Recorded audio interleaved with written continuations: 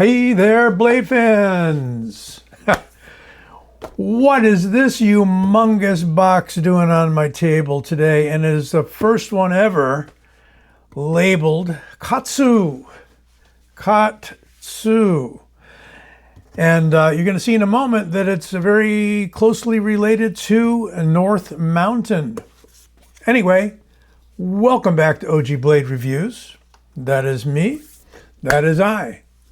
Katsu.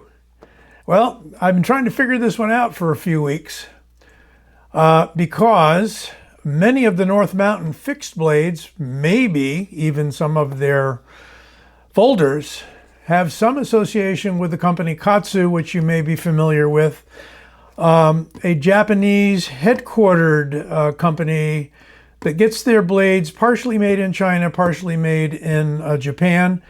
And by and large, they're using the San Mai layered steel SLD-Magic as well as a ZDP 189 for their blades. Well, this is going to be a big guy, nicely form-fitted in the foam there of this fancy magnetic covered box, closed lid box, that is. Well, let's take a gander at what we got. Black on black here, so I'm going to try to get it in the light where you can see it a little better, maybe pump up the lights a little here. Beautiful Kydex sheath. It is another Kydex sheath with the kind of a sandwich here with a G10 or some sort of plastic material in the center that the G10 is sandwiched around to give a wider berth to the blade because it is a thick blade. And even got a drainage hole here at the bottom.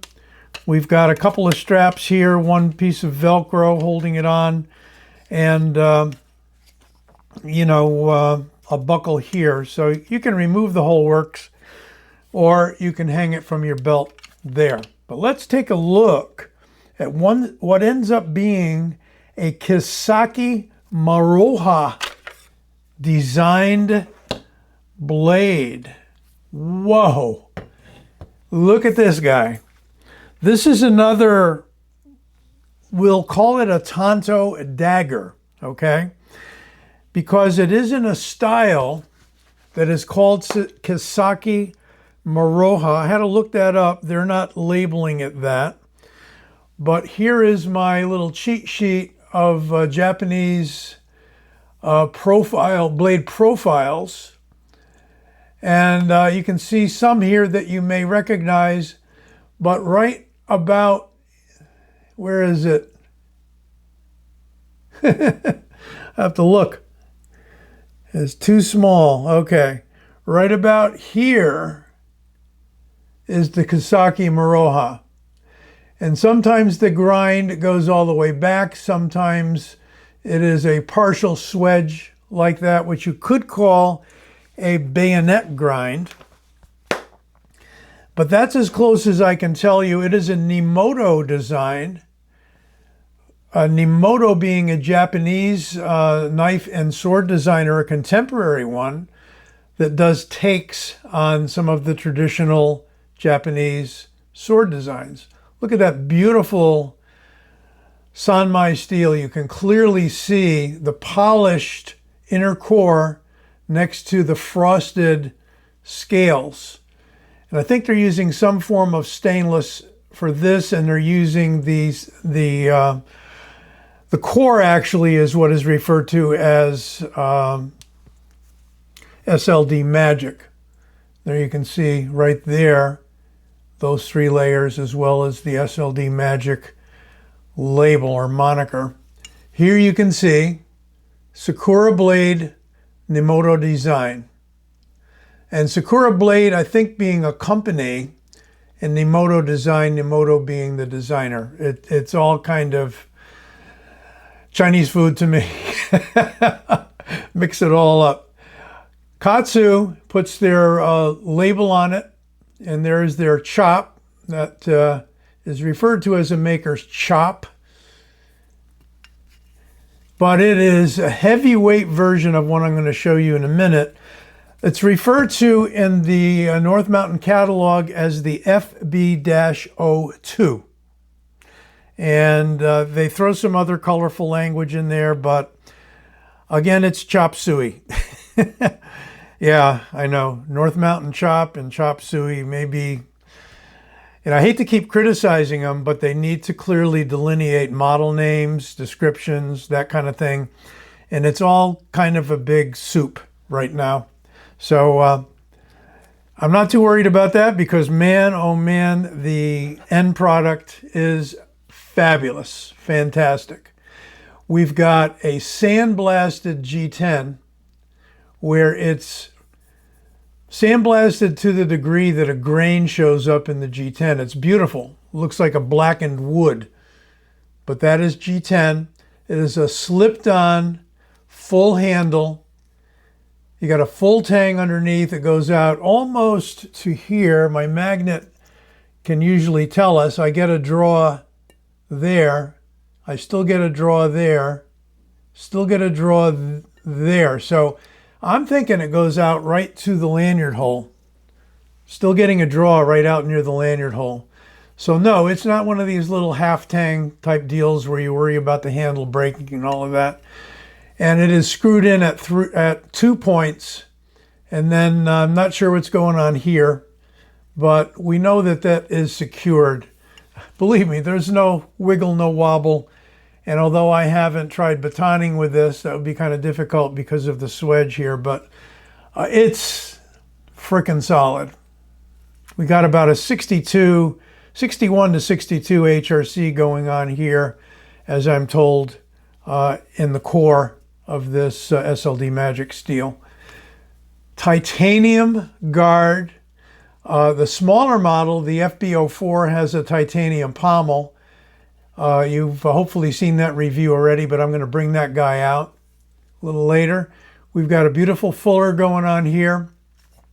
And yes, this is a flat on the top. Can you sharpen it? Yes, you can. If you've got the skills, you're going to need to most likely do a hand sharpening job on that. I'm not sure exactly where you would grip it in a fixed position sharpener, either work sharp or wicked edge or what have you. Maybe you could do that, but I'm going to leave mine as is for an important reason. I don't want to compromise this point. We've got a very thick stock, and I've got a very decent point, which is sharp and pointy, but not frail. And when you start bringing an edge down to the point, you're going to make that tip even finer. And if you're worried about tip strength and thrusting and all of that kind of stuff, leave it the way it is. You don't necessarily need to back cut with it. And the depth of this swedge, really bayonet grind, if you want to call it that, because it doesn't go all the way back on the top, is such that you get great penetration, because you've got almost an edge there. And if you wanted to use it buoy style and do a back whack with it across the arm, it's certainly capable. And this one weighs much more than its junior, the FB-04. All right, yada yada, 8.5 minutes, almost 9 minutes. Let's test the sharpness of this majorly thick blade. Okay.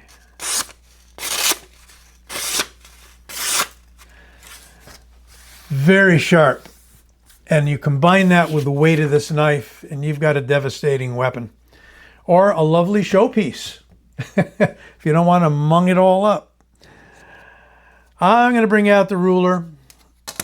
It's a little short. Maybe what we're going to do is actually bring out the tape measure. Then realize we're over a foot. Put that guy aside. So point to pommel. Wow. Well, we're going to call that 14 inches. It's just too close. And 8 3/4 for the blade. Sharpened edge 8 inches. And swedge about 7.5 inches. If you need that in metric, the best I can do is kind of fudge it here. And I know I got a 15-inch ruler around somewhere, but we're going to do it this way for now because I don't want to go fishing for that. So we got 30 centimeters, and then another 1, 2, 3, 4, 5, 6, about 36 centimeters with a blade of roughly 22 centimeters. Close enough, hopefully, for you guys that need the metric stuff. And because of the weight, my little kitchen scale isn't going to do it today. So we'll be able to easily give you both imperial units as well as metric here. So blade alone, meaning knife alone, yeah, we're just under a pound. 2 ounces under, no, 15.8, 15.8. Yeah, 2/10 under a pound. That's what I meant to say earlier. Duh. Bad math day. And in grams, 450 grams, or 0.45 kilograms. Wow. Yeah, so we got a pound of knife, right? More or less. Less. And we've got a beautiful balance. Now, with a length of blade like this and the somewhat shorter traditional Japanese handle, which is where they went with the Tanto sort of blade. And a Tanto doesn't have to have a particular shaped blade. A Tanto is a knife, basically, in Japanese parlance. So, you know, your samurai warrior could have carried something like this along with his wakizashi and katana. You never know. Almost forgot to get into the other measurements. How about this? 8mm blade stock. Let's try that again. 7.8, to be honest. Got to be honest. 7.8. And in the center of the handle, 18.3 millimeters. We're way over a 1/4 inch here. Yeah, 0.3 inches.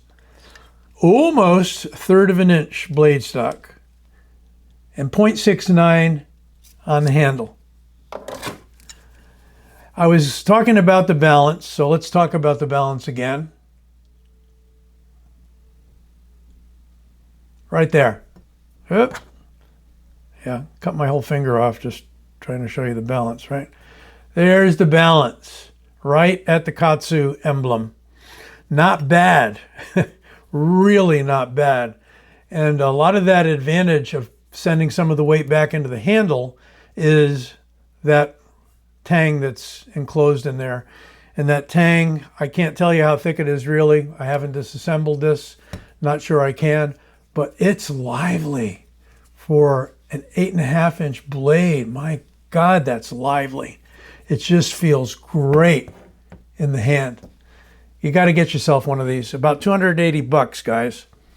That's nothing compared to some of the folders you have likely purchased. Let me get this one out for compare.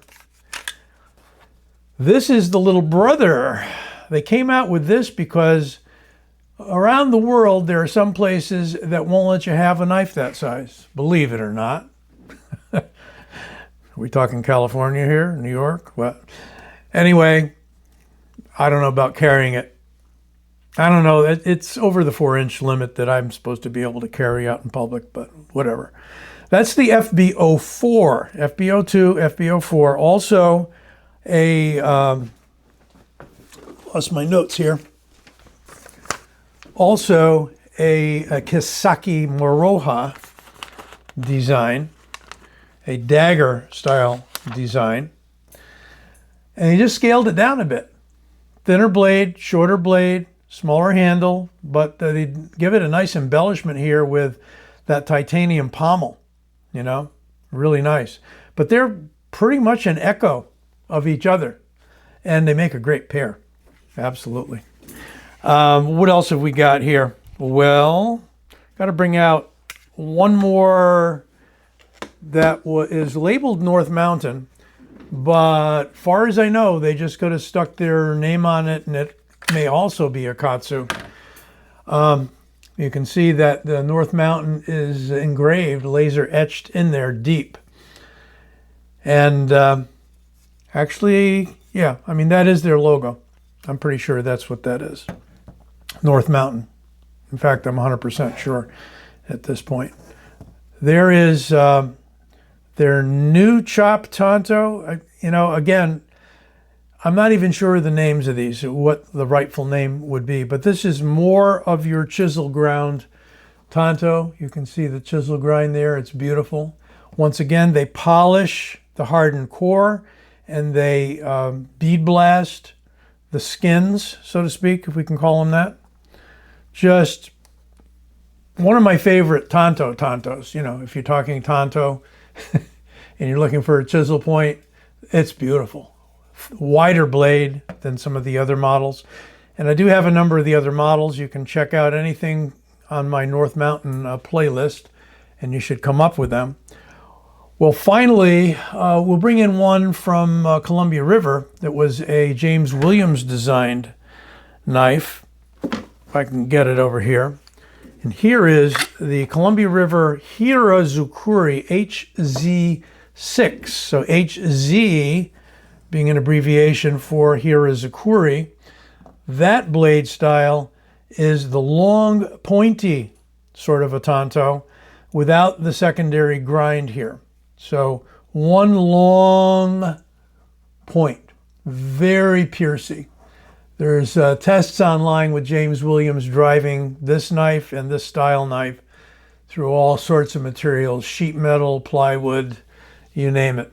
And no, his hand doesn't slip because there's no guard. But isn't it interesting? We've got a more modern guard on these three North Mountain and Katsu knives. Well, there you have it. In about a little over 17 minutes. Yeah, I'm timing myself. I hate to go too long, but I like to also explain what you're looking at here on the table. Hope you enjoyed this video. And as I always say, my logo shows up here near the end of the video, which is also a link for you to subscribe if you haven't done so already, and you'll be notified every time a new vid drops. Be well, take care, stay safe.